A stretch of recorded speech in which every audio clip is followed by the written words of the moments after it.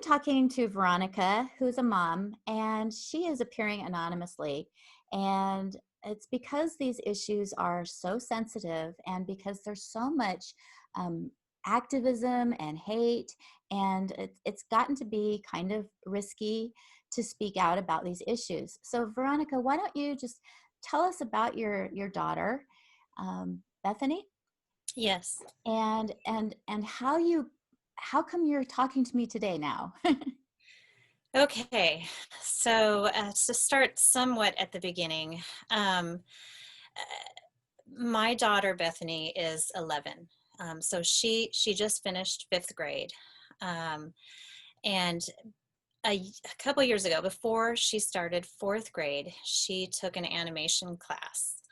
And in this animation class, she made friends with some kids and found out about an online drawing forum. And she's very artistic. And so we thought this was great. She was getting this community of kids who were also artistic, and they encouraged each other in their artistic abilities.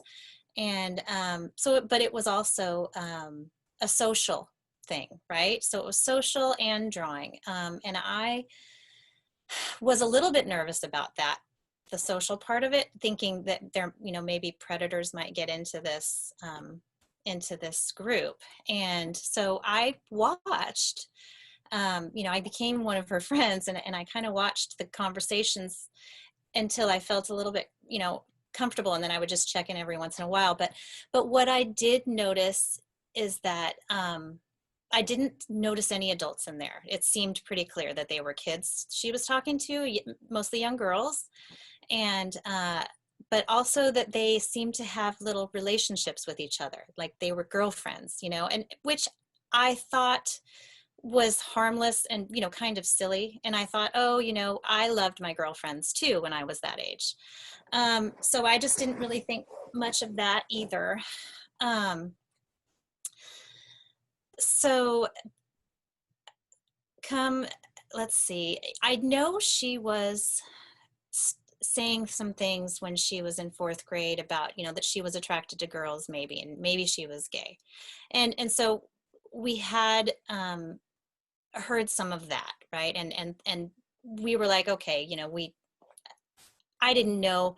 I figured she was playing with it and it seemed harmless. And Especially that, because that's really young. yes, it seemed young to me for her to really know something like that.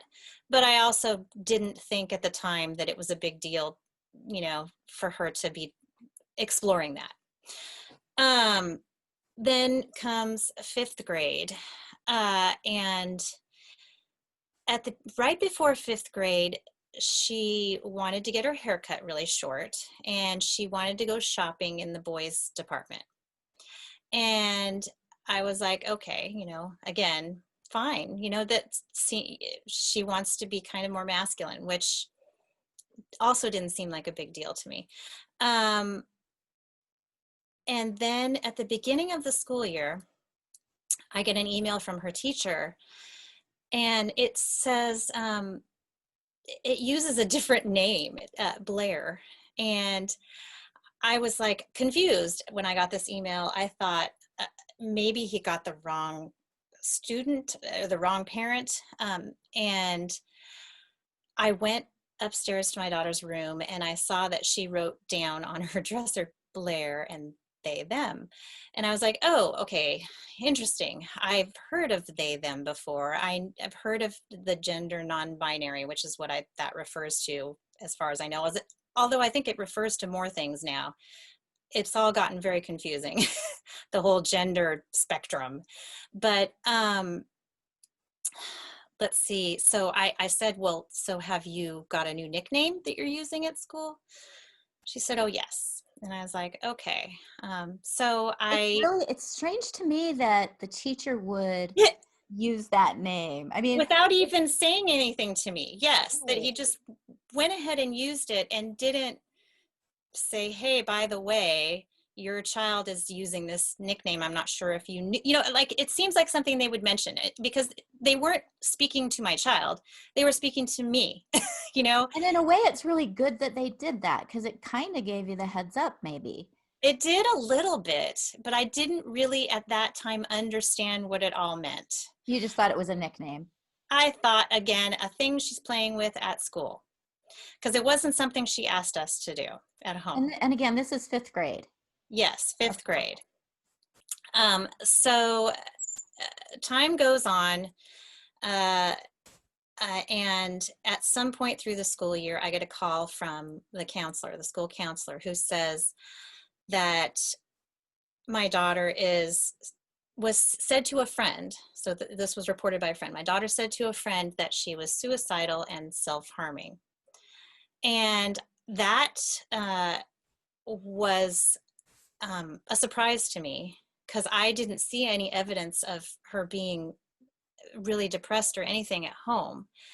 Um, so that was a surprise. And this therapist said to me that she she recommended this outside therapist that the school contracted, and that this therapist was really good and knew how to deal with these sorts of situations, and that it was outside of the counselor's realm of what she could handle. So that's why they referred me to this outside therapist, and then I went and I talked to this therapist, and she seemed great. She seemed really friendly, somebody that my child would like, um, and And that's uh, so scary. That's heavy duty stuff to be dealing with, to find out that your daughter is suicidal. yeah. And I'm curious, sort of retrospectively, do you think that she genuinely was self-harming and suicidal, or do you think she was parroting what all these kids are told to say in order to get them on the track to transitioning? Yeah, no, I do not think she was. And in fact, when I finally did see the notes from the therapist, it said that she assured the therapist that she wasn't suicidal, Oh, but that she had thought about it in the past, which But I no, think most kids do. I mean, I yeah, think it's something like, if you were to ask honestly, most kids, especially nowadays when it's so ubiquitous in the media. I mean, people are talking about it all the time. It would be surprising if kids didn't occasionally just think about it. well, yeah. And another thing is that, yes, I think she did get it online. I went back later and looked at some conversations, and I found some other girls in that chat group talking about suicide and talking about cutting. So yes, I think they hear this stuff online.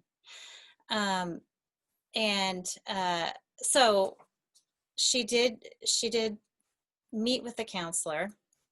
Oh, first of all, let me go back and say that when I first met with this counselor, I let them know that we thought she was too young, to have any idea of what her sexuality was, because we knew she was questioning it. um, but we thought she was too young, and that we would be open to whoever she was, and wherever she ended up with it. Right, we were open to that, we were clear about that, but that we thought she was too young to know. um, and the therapist didn't correct me on that or anything at this time. She didn't say, oh no, well, she should know, or if she says this, then she didn't say anything. She didn't really respond to a lot of the things that I said to her about what I thought was going on with my child. Um, and so she saw her for about a month, and I get a call, a little over a month, and I get a call saying that my daughter wants to, first of all, in the call, the therapist refers to my daughter as he, him, and the nickname. So that was weird, and says that my daughter wants to transition and wants to be able to go into the boys' bathroom. Yeah, and gives me a few days advance notice so I can process this, me and my husband, so we can process this, and that wants to have a meeting with us so that the therapist can help our daughter present to us that she's trans. Wow. So not any discussion with us beforehand about this, not any, like, exploration over it. It was just so you know, I'm just giving you warning. Your child is trans, and I'm going to help her present to you that that's what she is. That she's a boy. And So it wasn't that she had gender dysphoria. It was your daughter's a boy. yes, and in fact, it says in the notes that my daughter feels comfortable being a boy and does not have dysphoria. Oh, lovely. So, What, so, I don't know what that means. so in other words, there's no mental health issue here. She's just actually a boy. Yeah, I And the guess only so. distress that she would have is if people didn't acknowledge her as a boy, which is just the Yeah. most amazing gaslighting. And as a parent, I can't even imagine how you respond to that. Um, well, yeah, I mean, so the notes I didn't get until much later. And when I read those, I mean, honestly, reading them made me so upset. It took me a while to even be able to read them and figure out exactly what happened. So when you got this message and you heard it, did you think maybe you misunderstood or she had the wrong patient, or did you just I mean, explain how you So felt. how I felt was like, okay, wait a minute. This doesn't make sense to me. My daughter has been having plenty of sleepovers with girls, been intimate with girls, right? In intimate spaces with girls. So I don't really understand why now all of a sudden at school, that's a problem. Um, So she was feeling distress, uh, claims to have been feeling distress about having to use the girls' bathroom. And yes. yet she has all of her life up until this month that Yeah. she starts seeing the therapist been Yeah. fine. Yes. Wow. Yes. Up until she started seeing the therapist, I think that's an important point to make. Um, so so what happened after that? Yeah, we were supposed to have this meeting where she helped our daughter present this to us. And kind of right in the middle of all of that is when the pandemic hit, luckily. But also we had said, first of all, the principal told her to make it clear to us that if the only way she could be able to go in the boys' bathroom was if she officially transitioned. And the only way she could do that was if we gave permission. And now I know the reason that they needed our permission is because she's under the age of medical consent where I live. And what age is that? That's 13.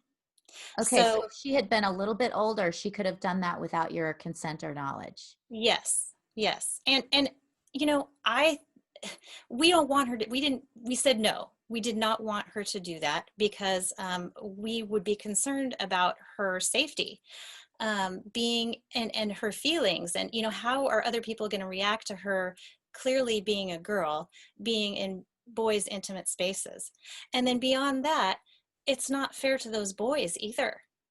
Right. I just feel like on so many levels, it just is a breeding ground for um, for misunderstandings, Yes. for abuse, for uncomfortable feelings. Like, I don't see how in any way a girl putting on boys' clothes and going by a different name should give them access to boys' spaces and vice versa. It doesn't make any sense. Right. Right. So we were not comfortable with that. We said no. So that was made clear. And then, I was going to go in and speak to this therapist. At that point, I was saying, what has been going on in your sessions? Can you please illuminate me as to what you've been talking about with my child? And what it boiled down to, I mean, she basically did tell me that it was mostly about helping her advocate for herself when other children at the school misgendered her. Yes. And that it was also helping her present to us what her true gender was. So that's what it was mostly about. She hadn't been seeing her that long. That's what's amazing to me, is that Yeah. she had been Yeah. seeing for a couple of years and this came about. I'd still be really concerned, but it wouldn't be as shocking as a child who goes in for, suicidal thoughts when she did, readily says she's not suicidal, and Yeah. then in a month's time has a therapist advocating for her to transition to the opposite sex. That's Yeah. astonishing. It is astonishing, and even more astonishing is what I found out when I got the actual notes, which, by the way, were not easy for me to get. I requested them right when, so the pandemic hit, and then we were done with the therapy at the school. So I requested the notes because I wanted to know what was going on in the meetings, and I found out from the very first session, the first half hour she spent with my child. From the very first moment, she was using he, him, and the new What? name. Really? Yes. How does And that make sense?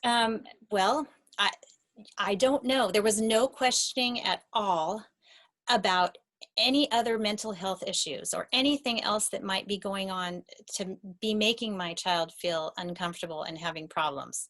It was all about gender from the beginning. And really that seems to be all they talked about. Um, I can't imagine how did that feel? My heart would have just dropped out, I think. oh, I was so angry because I felt like I had been lied to. Because she didn't tell us that. She didn't tell us that that's what they were talking about from the beginning. And she even knew how I felt about things. And I had given her examples of situations and things that might be going on that she seemed to not pay any attention to.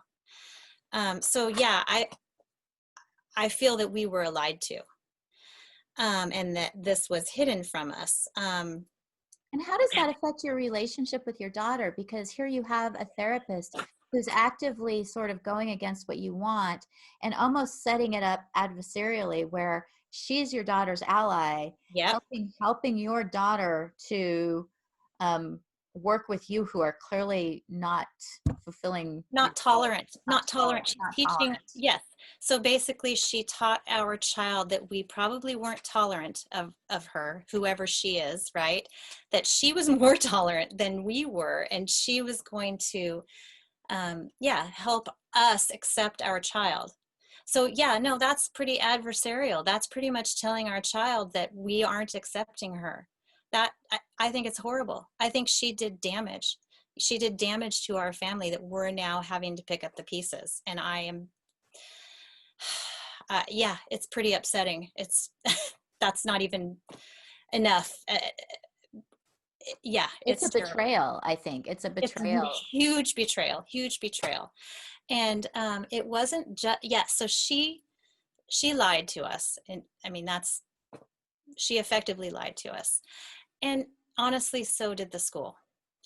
So I found out recently also that I knew that other kids were using he, him at school because I had parents come up to me and say, hey, what's going on with her? Or With actually, they Veronica. didn't even say her. They said, we have to be, we've been corrected by our children to use the he, him, because it's hard, it's. Can you just start that again? So the parents would come up to you and say The that they, parents would come up to me and say they knew that this was going on with our daughter, that she was trans, because their kids were correcting them and telling them, because they would make a mistake and use she, her, right? And they're like, no, it's he, him. Um, and they would, correct the name and everything. And the parents would be like, oh yeah, that's, it was hard for them, right? So they were sort of talking to me about that. And I would say to them at that point, well, this is just a thing, that's happening at school. It's not something that any of us at home, she never asked any of us to do that, to use those pronouns. And even her extended family, who she's very close to, she never asked any of them to either. So it was definitely just an identity that was happening at school. But I think it's very interesting that the kids were all correcting their parents. And I think back now that what I found out from my daughter is that they were using the he, him. Now the school was using he, him from the beginning of the year. And oh, and nobody ever told me that. And I even had a conference with a teacher in the middle of the year, and that was never brought up. So the So teacher, your yeah, daughter's teacher. yes, was never said that they were using he him at the school. Like I knew some friends were. I figured that was coaching from my daughter. But I think now, and I don't know, I can't verify, but I think it was actually they learned it from the school. That's so disturbing thinking about, the dynamic where you have fairly young kids in school and a teacher correcting them with the pronouns. And the cognitive dissonance that this causes for me, let Yeah. alone for the kids in the classroom. And not to mention the weird power it gives to the kids who are like, hey, you misgendered me. I mean, Oh, yeah. it's a very strange dynamic. Yeah, so that's funny. I know of a kid in the middle school because I've heard of so many kids going through this in just my area. I know of a kid in the middle school, or the high school actually, I think, that changes their name monthly and gets upset with people for getting the name wrong and the pronouns. It's so unfair to these kids. I mean, Yeah. kids need boundaries and they're going to push against those boundaries, but there need to be firm boundaries for them to push against. And right now, they don't have those. And so, like you said, there are kids who are, you know, going from he to they, them, changing their Hmm. names. Hmm. Maybe they're going to be non-gender, a gender, it's this is all a normal part of puberty. This kind of gender exploration, but Hmm. it's not normal for them to have this much power. No, it isn't. And for them to have this whole thing set up by the school as well just makes it all very concrete for them, like, and that they can, I don't know, it's Well, and it seems like it kind of undermines mind. you again. You have the therapist undermining you. You have a Hmm. school who is Hmm. actively undermining you, who's not sharing this important information with you. And if your daughter was even a little bit older, your daughter could conceivably have been going into boys' bathrooms and locker rooms without Yeah. you even knowing it. And Yeah, that to me is that's so unfathomable. scary, very scary. Yeah. So, um so where are things now with you? And so your daughter? now things are, so here's the other thing that I should make clear. While she was going to this therapist, at some point the therapist asked me how things were going at home, and my response was, they haven't, not great actually. um, I think that my daughter really got more depressed, and I think back and I think now part of it was that she was being taught that we didn't accept her. um, and so she was not happy. This was not a path to happiness that she was going down. And people noticed she was withdrawn, she was sullen, temperamental, very temperamental. And now that we're home and she's out of that environment and she is off the internet, she has been for a long time now. um, she's so much happier. She's a totally different person, and we've noticed it. Neighbors have noticed it. Relatives have noticed it. I mean, like, a completely different person, so Wow. much happier. And she's not asking anybody to use different pronouns. And So I hear this over and over and over again that these kids start therapy and they go downhill. I yes. think it's because it reminds me so much of a sexual abuser who pulls a kid in and they, start having this confidence and then they start distancing the child from their parents. Yes. Really dangerous relationship. So it's no wonder these kids go downhill. But it's scary because depending on where you live, you may not have options to take your child to a therapist who will do anything but affirm these ideas. Oh, yes. So in my state, we have the conversion therapy ban, and I know you know what this is, but I'm sure lots of people out there don't know what it means when we say conversion therapy, because what they're thinking of is the traditional idea of what that meant, which was um, converting Turning away something the that somebody, gay or yeah, Yeah, or I've heard of electroshock Oh my or gosh, and really terrible. horrible things. Of course we want banned. Like Right. Of our course we want that banned. But what has now been inserted to into the definition, which I'm sure most people do not know, is that if you do not immediately affirm a child when they say they are trans, when they say they are the opposite sex of what they are actually, that is conversion therapy. And that so therapists can't question it at all. And so that's not even really therapy. If somebody comes in and tells you they have feelings about something that aren't congruent with what is actually happening, um, a therapist would go through questioning, why does this person feel that way? I've had therapy. It's all about questioning why you feel a certain way, and questioning your perception of things and others and yourself, because we often get things wrong. and that's So why it's so important to have a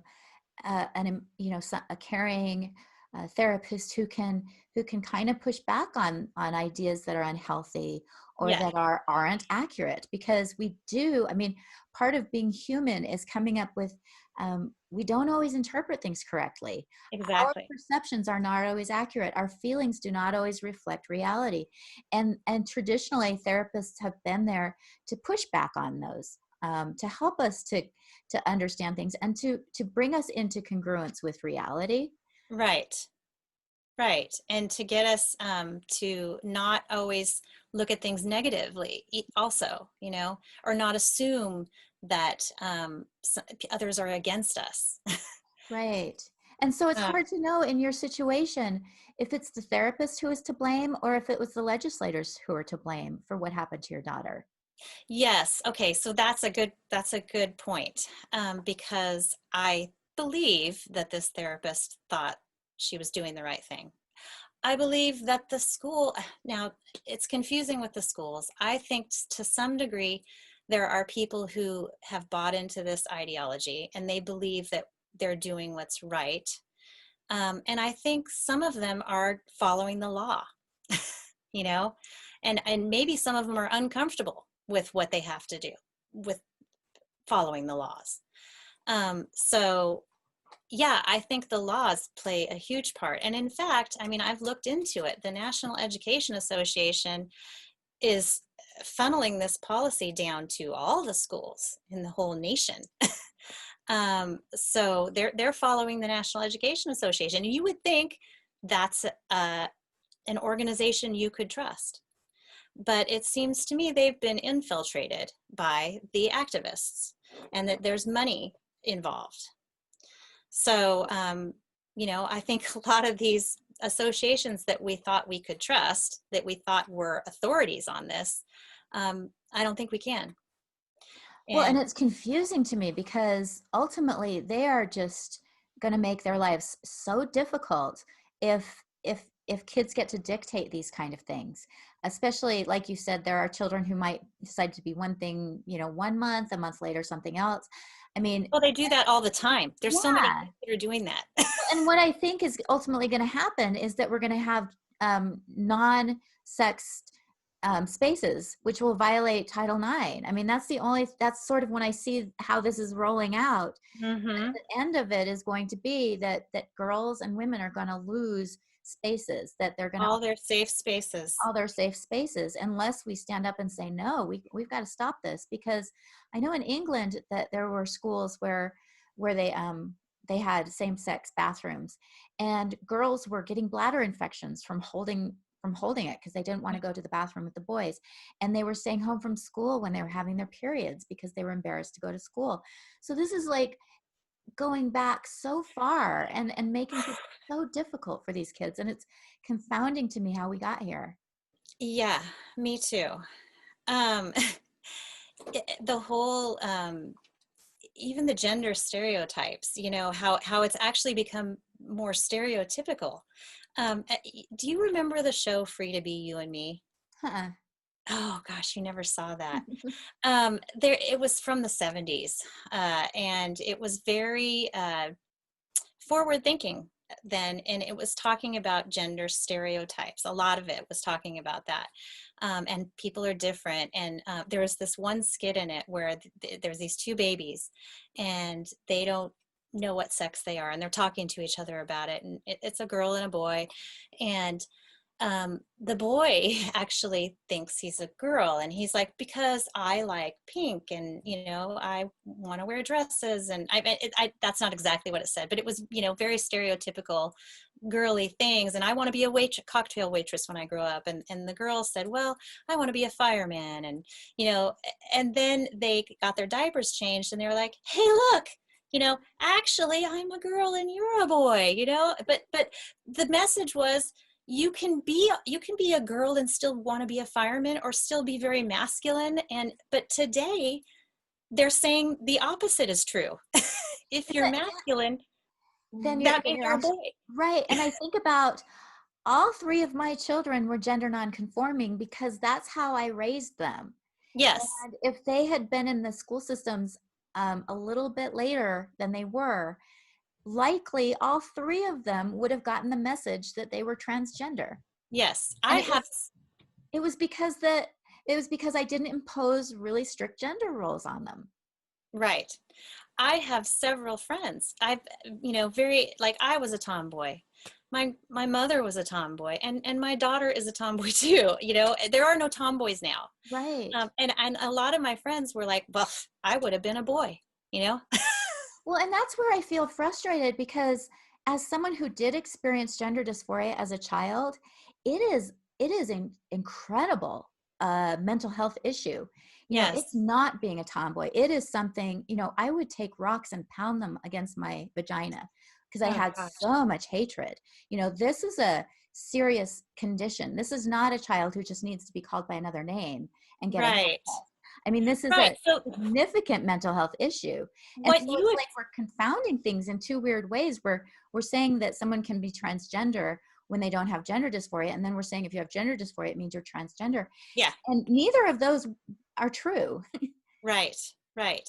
So what you experienced was very extreme, and is not what I think most of these kids are experiencing. It's No, a the level completely of self-hatred that I had for being female was just profound and unrelenting, and it led to just incredibly dysfunctional behaviors, which wouldn't have been fixed if people had told me I was a boy, which needed really good counseling to explore those underlying issues. And so either way, affirming a child like yours or affirming a child like me is not the appropriate thing to do.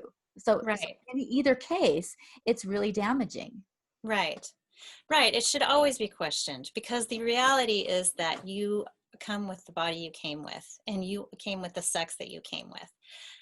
And I mean, I don't know if you want to get into this, but there are some people out there, people that I follow, who are transgender, living as adults, okay? Adults who are living their life as presenting as the opposite sex, that seem to be happy.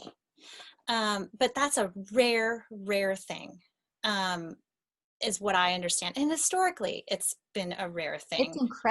It used to be incredibly rare, and the rate now is just astronomical. And Yes. if people are concerned about COVID and the rates of COVID, we should be freaking out about the increase in kids saying that they're transgender. And it's because of the what happens to those kids. It's not that they just get a haircut and change clothes and maybe go into the opposite bathroom, which is concerning, but Mm-hmm. it puts them on a path towards puberty blockers and Yep. chronic hormones and mutilating surgeries, which are irreversible. And so it's not just that they're exploring things and being teenagers. They're likely to engage in be sent on a path to damage themselves permanently. Yes. And they can do well. Okay, so the puberty blockers they can take very young, and I think that only happens with the permission of a parent. But as young as 13, they can go and get hormones without the permission of a parent. And I don't know at what age. I've heard of some kids getting mastectomies as young as 14. I can't imagine. I cannot imagine making those decisions at that age. And they try to say that they have medical consent, but those kids don't know what they're doing. And I've seen enough of the detransitioners talk about regretting having done those things, because there's a lot of them out there. Um, and it's heartbreaking. And they say, I wish somebody would have told me I shouldn't do this. Yeah, I mean, especially I've heard of kids as young as 8 years old being put on cross-sex hormones, which is just shocking to me. But a lot of places now, kids can get these hormones without parental consent, and Yeah. these are not. I mean, these are hormones that are going to damage them permanently, that are causing permanent changes. And 13 is not old enough to make that kind of a decision, and No. certainly not old enough to determine whether or not you want your breasts amputated. I mean, talk about self-harm. I mean, Yes. Yeah, that's another form of self-harm. yeah, and it's so strange, and it's just I bet that you're glad that you didn't know about all this when you first heard about your daughter, because that would have been Oh, terrifying if you had known the I past know. you put on. Yeah, I did not know when she was even considering any of this. I did not know that they kids were being really effectively funneled down this track of lifetime medicalization. And so, I mean, if you affirm, I think it's the rare kid that doesn't at least go on to take the hormones. So no, I didn't know about that. I thought, okay, exploration, right? I didn't know about the medicalization possibilities. That would have absolutely horrified me. And it does now, and I bet you're just so relieved that there was that break in school and you had the opportunity to, really step in and intervene and redirect your daughter. yeah, it saved us. It saved us. It's the silver lining for us. And I have heard of lots of other kids out there who are now second guessing all of it. Even in my own neighborhood, I know of kids who are second guessing it, Who would have which, thought? I yeah, mean, which it's funny to even think that I know of so many kids in my district that are even considering this stuff because especially because the rate used to be like 0.001 for girls, yes, like it was tiny. yes, So the fact that you even know your daughter, let alone other kids, it just shows. I think Lisa Littman and Abigail Schreier have really just nailed it. This is a social contagion. yes, definitely.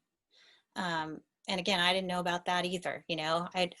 I've learned a lot. But, and before we go, I wanted to just talk to you a little bit about your anonymity, Mhm. and I feel so frustrated that so many parents, they want to speak out and they're afraid to. And I'm really grateful for you telling your story, because it's so important for people to know what's going on. And can you just tell us a little bit about why it is that you need to remain anonymous? Yes. Well, and I do want to be. That is why I'm speaking, because I want other parents to hear, and I know other parents are scared, and I know there's other parents out there that have the same things going on as I do. I've talked to many of them, in fact, but I know there's other parents that don't know that there are other parents like them that are going through this. So the reason that I am remaining anonymous, for one, is because of the trans activists, and there's a difference between you know regular transgender people and the trans activists, because the trans activists are part of a very scary group who threatens people's lives and threatens to harm anybody who questions this transgender ideology. So they're very scary. I mean, they came after J.K. Rowling, They came they, after me. I mean, most of us who yeah, publicly speak out about this have gotten threats and feel a serious certain threat. amount of disease about our situation, knowing that we're likely to be doxxed, uh, Yes, we might be harassed, and I actually have had um, pretty significant threats made against me physically, just about my safety of myself and my family. So I yes, think your concerns are incredibly valid, and it's horribly shocking to me that we have to worry about a mom like you talking about your concerns hmm being targeted. But I think that your concerns are very valid. And it's not just the trans activists. Now they're really frightening. Um, but and I do know of somebody who got beat up by the trans activists horribly. But it's the schools. I don't know, in the name of protecting my child, what they will, like, how will they come into our lives? And, is somebody going to call CPS on us because we're not, affirming? Yeah, actually, I just recently talked to a mother whose ex-husband was told that the therapist would call Child Protective Services if he didn't affirm. And so I think that that's a valid concern, which is, again, I am trying to figure out what world we're in now, because that makes Exactly. no sense. Yes. So that's frightening. It's frightening that people want to come into our life, or might want to come into our lives and take our child away from us. And the other thing is friends and relatives, can't be trusted all the time. I have heard of other families whose friends adopted their child and helped them transition. And, the child ran away and lived with these friends, or family members who did the same. So, there's a lot of reasons to be scared as a parent. I feel for you, Veronica. I am trying to imagine how you hold all this in your head, because you're advocating for your child. You're trying to make sure that she doesn't harm herself or get harmed by these activists. Mhm. Are you going to send her back to school? I'm not sending her back to public schools. No, I can't trust them. I think that they actually, well, I think some of the people in the schools and administration think that they are doing the right thing, but they're misguided. They've been misguided. And I don't understand what makes them think. I mean, I don't, how can they think that there are so many parents out there who won't support their child? Because I don't see that. And I'm talking to parents from all over the country, from all different political spectrums. And none of them are rejecting their child. They just don't believe that their child is the opposite sex. But they all still love their children, and they are fighting for their children. In fact, they're some of the most heroic parents I've ever encountered.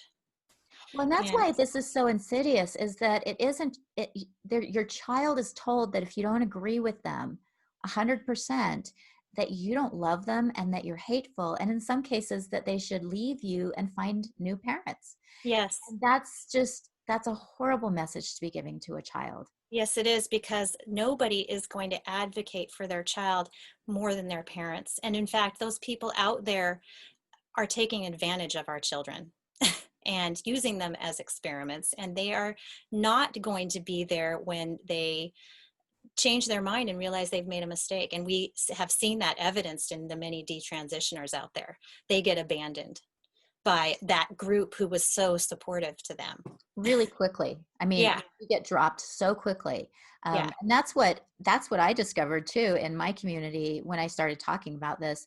I had thought that I had really solid friendships. And as soon as I started not towing the party line on this, as soon as I started questioning, um, I lost my friendships. I lost family members. I mean, it was astonishing to me. And I didn't really understand the ramifications until it sort of was starting to happen, because like you, I was fairly new to all of this. And I Mhm. think it's important for people to know that this isn't just, you know, conservative Christians who are concerned about this. No, no, it is not. Both of us have historically been liberals. Yes. Yes. And pretty open to different kinds of people. And there's another misconception that I actually have learned um, in meeting with a lot of these parents, that the Christian and right are intolerant of Yeah. sexual differences. And that's not true at all, actually. You know, I've I've been learned that. actually really, I feel like I've kind of gotten a comeuppance, because I had an image of Christian conservatives all my life as being Mm-hmm. bigots and Yeah. hateful and intolerant. And now that I'm interacting with them, they are generally delightful people. And I think it was the Hillsborough Baptist Church that went and did a lot of really anti-gay stuff that sort of gave them this image. But I wonder if they're in the same position as we are now, where, we're now called hateful, intolerant, Yes. bigoted, sometimes called Nazis, because we're Yeah. not accepting the trans narrative. And now that I'm getting to know the conservative Christians, I'm like, wow, I don't even know what's true anymore, because Yeah. these are very tolerant and loving people. Very tolerant. Exactly. In fact, I feel that they are more tolerant of differences in thinking than a lot of the people on the left right now. Right, because they're willing to talk to you even though they disagree with you, Yep. and be respectful even if they disagree with you. Yes. And that has been a real eye opener now that I see it is, and it's discouraging. So I'm glad that you've gotten your daughter hopefully in a better place now, so that she can Yes. focus on things that, little kids should be focused on: her art and Mhm. reading and algebra, and you know experimenting with outfits, and those are all normal teenage things, rather than being told that she's actually a boy. Yeah, that was not making her happy going down that path. Is there anything else you'd like to share before we end this? I guess I want to reach out to other parents out there, and I want to emphasize that don't let all these organizations, the schools, even the therapists, because you have to be very careful with the therapists, the doctors, don't let them tell you that you don't know your child. Trust your instincts, trust yourself as a parent, trust what you have known about your child their entire life. You know them better than anybody. And also I want them to know that there is a huge growing number of parents out there like us, that have been put in this position, so they are not alone. And I'll put some resources on the description to this video, so that if parents are watching this and they're in your position, that they can reach out and find support, because I think that that's so important when you're dealing with, I mean, it's kind of a crazy making world we live in right now, Yeah. where you're told that if you're setting appropriate boundaries for your child, that you're hateful. Um, Mhm. Parents like you really need support from each other and from communities. And I hope that we'll move past this quickly and realize that we really took a wrong turn, Yes. and we made some horrible mistakes, but we'll kind of, back off from this ideology. Yes, I hope so too. Well, Veronica, thank you so much for sharing. Thank you, Erin.